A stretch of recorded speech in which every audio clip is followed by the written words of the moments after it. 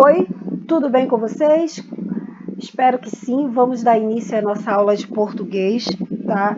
Lá na página 80, tudo bem? Nós já vimos aí, nós entramos no módulo 13, certo? Entramos no módulo 13, então, portanto, nós iremos agora para a página 80 do livro 2, ok? Na primeira atividade aí, diz assim, ó.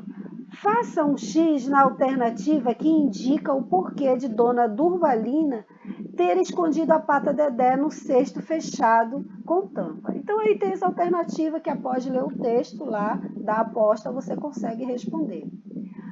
A quinta, a pata Dedé produzia um som que a fez ser descoberta, ou seja, ela estava dentro de uma cesta e ela começou a produzir um som.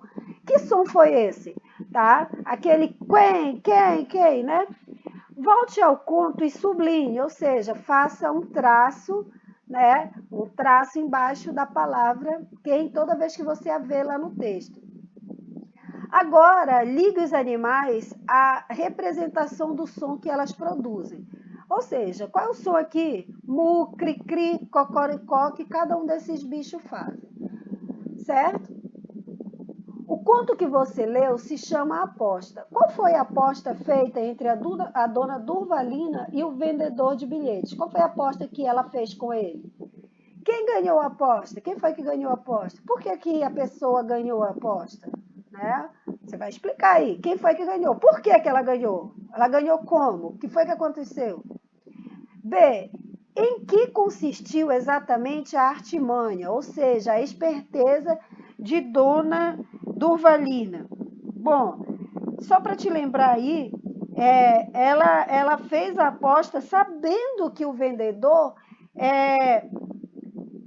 estava levantando aí uma consideração que errada da pata, né? Ele estava dizendo que era pato, então ela ia provar que não era um pato, era pata. Então, ele sabia que era um animal e a gente costuma falar pato para tudo, né? Então, aí você já viu em que consistiu a artimanha. A esperteza dela viu quando? Quando ele disse que era um pato. Ela, opa, pato e pata não é a mesma coisa, né? São os animais, mas o pato é masculino e a pata é feminina. Aí ela já se valeu disso, né? E se eu provar que não é um pato? O cara nem pensou, é uma pata, né? Quem põe ovo? É o pato, é a galinha ou o galo? Quem põe ovo? É o pato ou a pata? É a pata. Bom, o que você achou da artimanha usada por Dona Durvalina? O que você achou? Você gostou? Por que você gostou? Né? Você vai explicar por que você achou, do que você achou aí dessa artimanha. O conto de artimanha ou conto de esperteza apresenta situações em que os personagens principais se valem de algum artifício para atingir determinado objetivo, ou seja, a artimanha consiste a pessoa ser esperta e se valer disso para ganhar, certo? E na gotinha de saber, você vai saber da onde surgiu, né, o Pedro Malazarte, que ele veio lá das bandas da Europa, lá da banda de Portugal. E significa mesmo artes más artes, né? A pessoa que está fazendo artes malandras, certo? Bom, lá na página agora 82, nós vamos ficar de olho na língua, ou seja, lembra da gramática e da ortografia? Ou seja, nós vamos diferenciar as palavras agora terminadas em an e ão. Né? Quando é que eu escrevo palavras que terminam com an e quando que eu termino palavras com ão? Claro, palavras, no caso, verbos, tá? Porque nós temos fogão, fogão não é verbo, é um objeto, é aotil, tá? Pessoas, Estevam, Estevam é com M no final, ou N, dependendo da grafia. Então, aí é nome de pessoa, tá? Então, essa é a regra aqui que eles estão falando, é de verbo. O que é verbo? São palavras que indicam ação, né? Vamos levar só para o termo da ação. Mas nós temos verbos aí que indicam ação, que indicam estado, fenômeno da natureza. Mas nesse momento nós estamos com os verbos de ação, tá bom? Então, existem diferença entre a grafia dos verbos conjugados no passado e no pretérito, o que é pretérito, né, também. Muitas pessoas chamam o verbo do passado de pretérito. E o correto, né, durante o estudo da gente é chamar pretérito, ou seja, que significa passado. E verbos conjugados no futuro. Então, nós temos presente, o passado e o futuro. Presente, pretérito e futuro. Não podemos confundir esses tempos verbais, porque isso mudaria completamente o significado da frase, tá? Então vamos aprender agora. Releia esse trecho do conto A Aposta e faça o que se pede. Ouvindo a discussão agora, num tom de voz mais alto, os 9 filhos de Dona Durvalina pegaram as suas coisas e carregaram, levantaram-se do banco onde haviam se sentado e vieram para junto da mãe. Então, repetindo, ouvindo a discussão, agora num tom de voz mais alto, os 9 filhos de Dona Durvalina pegaram as coisas que carregavam, levantaram-se do banco onde haviam se sentado e vieram para junto da mãe. Então, vocês viram aí a pronúncia. Pegaram, levantaram-se e vieram, certo? Aí vem a primeira pergunta. Em que tempo verbal, né, essas palavras estão destacadas? Em que ação, em que momento essa ação ela aconteceu? Lá não aconteceu no presente, ela aconteceu no passado ou ela ainda vai acontecer? Né? Aí você vai responder aqui. Presente, passado ou futuro, tá? Não, no caso aí você pode colocar. Nós estamos falando de passado e futuro, então você vai dizer se vai acontecer ainda ou se ela já aconteceu, tá? Não precisa colocar presente não para te confundir. Nos contos que você costuma ler, os verbos são usados em qual tempo verbal? Por que você acha que isso acontece? Essa pergunta aí, ela é pessoal, mas você pode parar e pensar. Quando você está lendo um texto aí, em que tempo? Tipo assim, você está lendo um texto lá, mas os verbos, quando você está lendo, eles costumam estar quase todos no tempo passado, ou seja, no pretérito.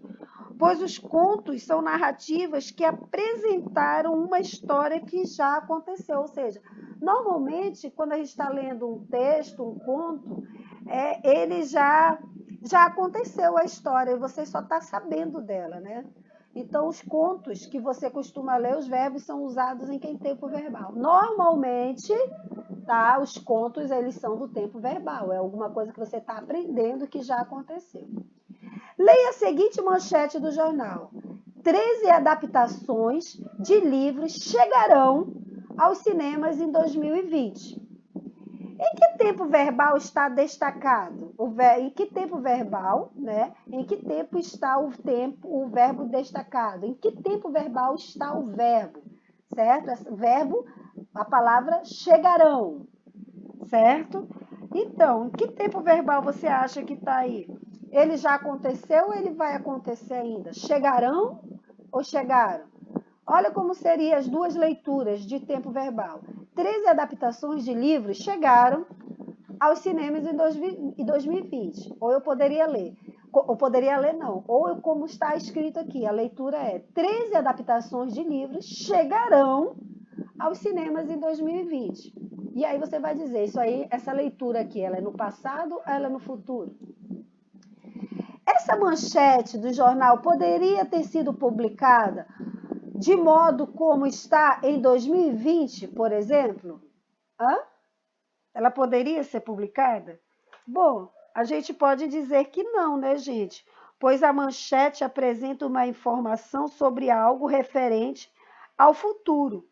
E em 2020 o fato já teria ocorrido, 2021, certo?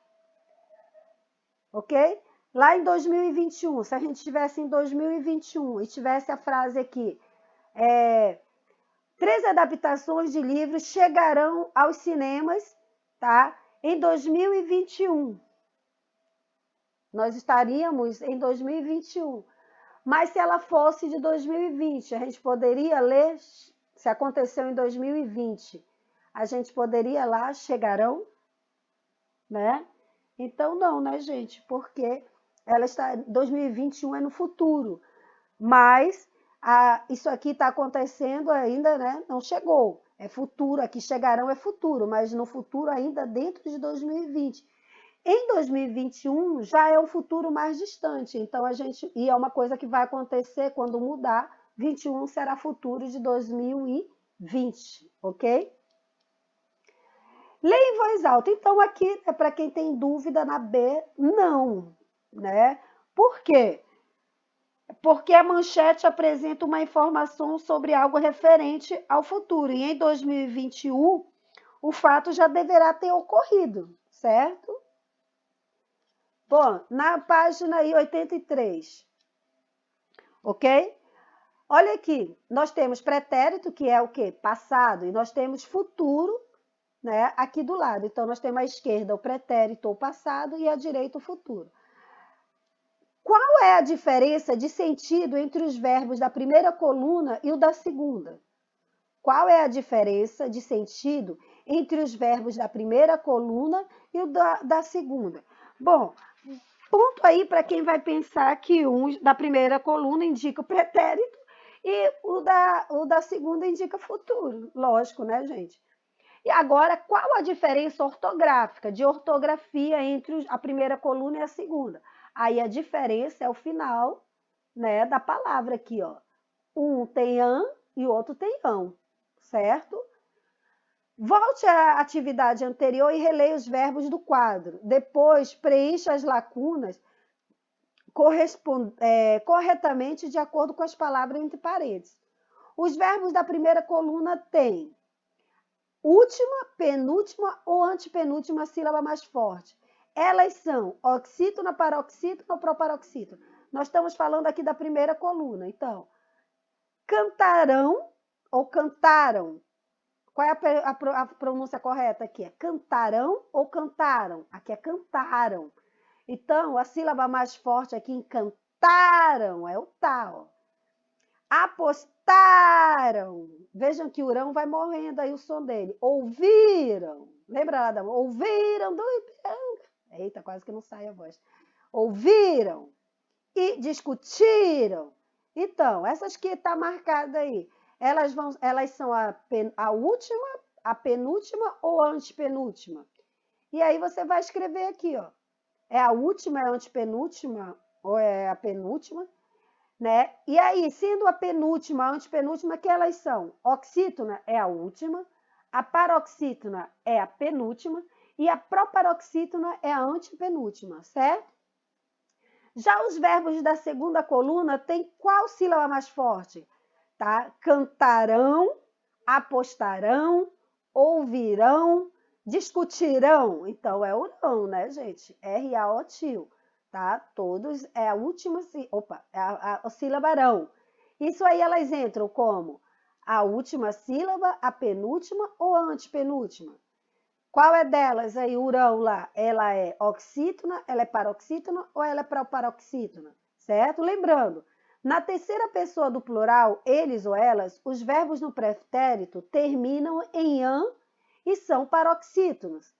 Por exemplo, comeram, dançaram, partiram. Já os verbos na terceira pessoa do plural que indicam tempo futuro terminam em ão e são oxítono, porque é a última sílaba mais forte.